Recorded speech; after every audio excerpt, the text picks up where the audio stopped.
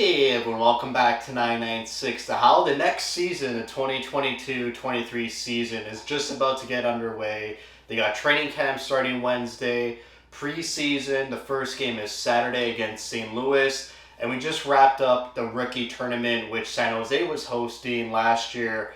Arizona was hosting. The games were on YouTube, which was great. So if you couldn't catch them live, you could catch them on demand.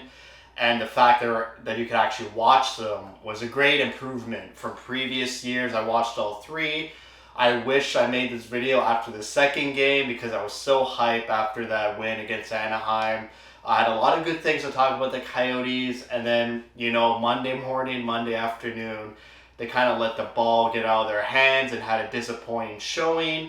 But some good things we'll talk about. A little bit of disappointing things we can talk about too. But, the Coyotes were missing a lot of this wasn't their full prospect team. Obviously, prospects in the KHL weren't playing since that season is already underway. So prospects like Duda and Ilya Fedotov weren't there. NCAA players like Cooley, Farinacci, Josh Stone, they weren't on the team either. And Lamoureux, who was our first round pick defenseman, tall guy, I don't know why he wasn't on the camp or in the tournament either. He's not a KHL or NCAA player, but he was missing. So the defenseman roster was a bit shaky for me. The top defenseman prospect was Langlois, who was a third-round pick just a couple months ago. He was trusted as a number one D-man. He was on the power play, on the PK, getting the most ice time, touching the puck a lot, acting like that number one D-man. So that was surprising, and he did a not bad job. He was very noticeable, made some good plays. Didn't see too many mistakes by him, but we're jumping the gun a little bit. They had a great showing against Vegas, even though they lost. A very physical game the Vegas game was, and Vegas was, countering the Coyotes on the physical front too. A lot of extracurricular activities, couple fights. But the Coyotes in the first two games were very physical. Every chance they could, they were laying the body. They were cutting off the cycle work from the opposition, using their body. And, it's that type of hockey that Bill Armstrong said immediately when he got hired by the Coyotes that he wants to implement and instill throughout the organization. So it's great to see that the rookies are even being physical, hard to play against, a bit, intimidating against the opposition. And against Anaheim, it worked really well. Anaheim was trying to play a skillful game, trying to move the puck and dangle and use their speed, but the Coyotes were shutting them down. That Anaheim game, if you could re-watch it, just total domination, 5-on-5 by the Coyotes. On the PK, the Coyotes looked so vulnerable in pretty much every one of these games. Even in the Anaheim game, that's pretty much only when Anaheim had some good looks, is when they were on the power play.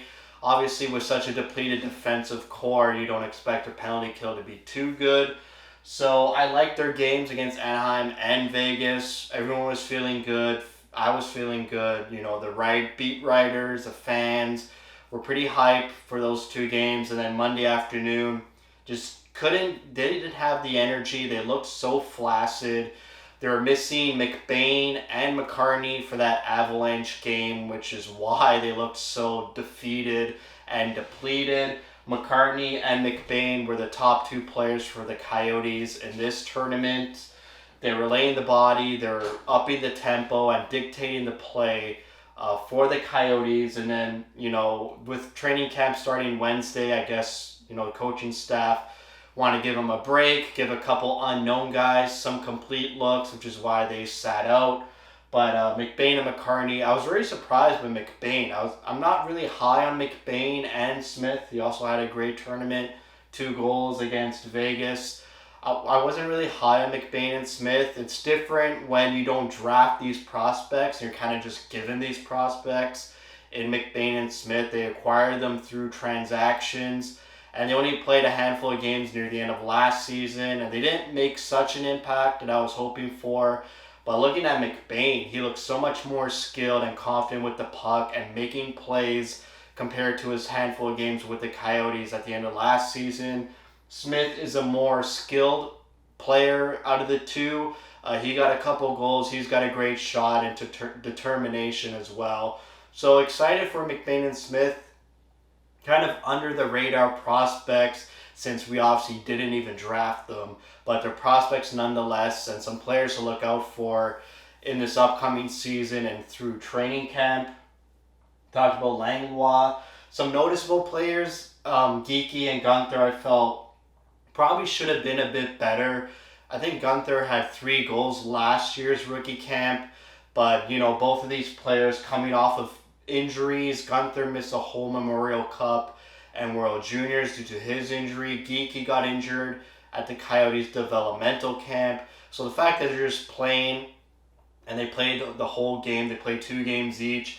Geeky got a goal against Anaheim. Gunther didn't score at all in the tournament, I believe. But they were there. They were noticeable. It was pretty much just Geeky, Gunther, and Smith against the Colorado Avalanche's rookies. There's pretty much no one else on the forward core that would help them out. And even near the game, the last 10 minutes, the Steve Potvin coach would just roll them as one single line and pretty much double shift them to end the game. Kellerman, who they picked up as a free agent from Europe, pretty physical, good, back checking, good effort, a good battler. His name was popping up here and there, which I liked. He made some good plays. He was a hard worker. Maybe he could get a spot with the Coyotes, but if not, I'm sure he'll be on the Roadrunners. Vitali, another free agent, undrafted player they picked up. He was noticeable. And Tyson, who I thought his name was always Thiessen, but his name is Tyson, pronounced Tyson. He holds the record, the single season record for ASU for most points. He signed a contract when the NCAA league finished, and he played for Tucson, I think like 14 or 15 games last season. So he had a good showing. He played all 3 games in this tournament. Some other players that played all 3 games were Zuber, Vitali, Langlois, and Geeky. Zuber, I didn't expect much. I didn't think he was a disappointment. He wasn't noticeable at all.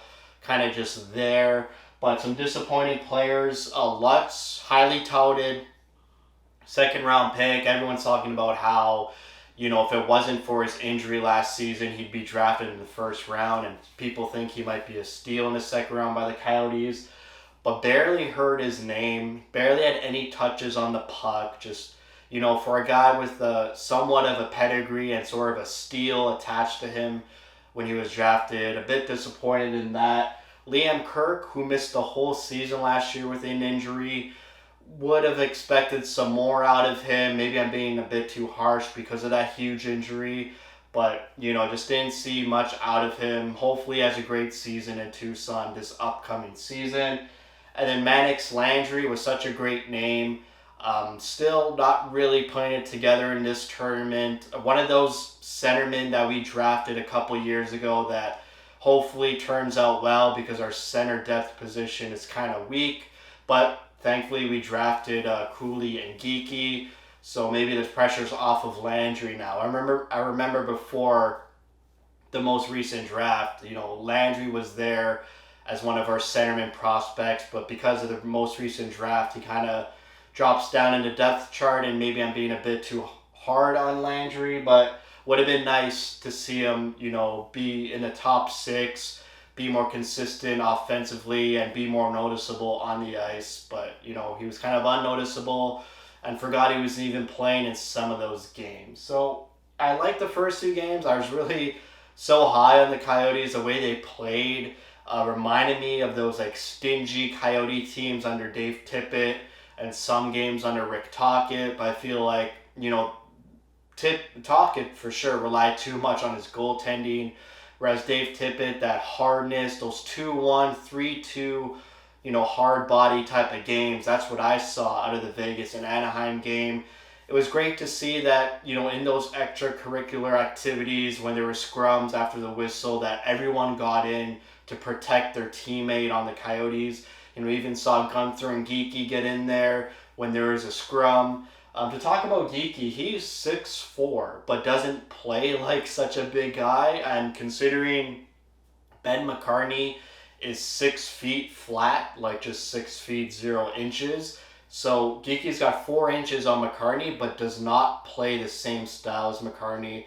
I thought that was pretty interesting. McCartney's such a hard nosed player, physical, big body. He was named captain for the tournament because he came into training camp in the best shape out of all the other players. The Coyotes gave him a regimen during the summer on what to work on and to gain some weight. And he did that. He passed the test, and they gave him the captaincy to reward him. But yeah, going back to Geeky, he plays more of a skilled with a good shot. And, it's just interesting to see how he looks pretty small on the ice and plays a small player's game. But, when he's listed at 6'4", he's got a big frame. Maybe that's what the Coyotes want him to improve on in the next summer or the next season when he goes back to the WHL. Just play more physical, beef up a bit more, like Gunther beefed up a bit more. He could be a bit more physical as well. And I also didn't see Gunther, have any of those sharpshooter shots, which he's known for. Watching all his highlights on Twitter in the WHL, he's a snipe show. He gets open, he gets into that open ice and just roofs shots like a sniper. Didn't see that at all this tournament, so a bit disappointing there. But I'm excited for the young players in the Coyotes. I think it's going to be a very competitive camp. If the Coyotes can translate that hard, physical, competitive hockey into their parent team in the Arizona Coyotes, if games are more competitive, this upcoming season, not a lot of blowouts, I think I'll be happy. I just want them to play hard and physical like I saw in those first two games against the Ducks and the Golden Knights. So that's it. Training camp is Wednesday. Barrett Hayden's still without a contract. Hopefully it gets done tomorrow or Wednesday morning. They need Barrett Hayden there. He's a young player. He needs to get acclimated with new line mates. There's a lot of new faces on this roster. He needs to be around the team, train hard. So hoping he gets that contract signed early enough, hopefully before the preseason game at least. If it gets going near the end of September, maybe a bit of a head scratcher, but we'll see. So that's it for me.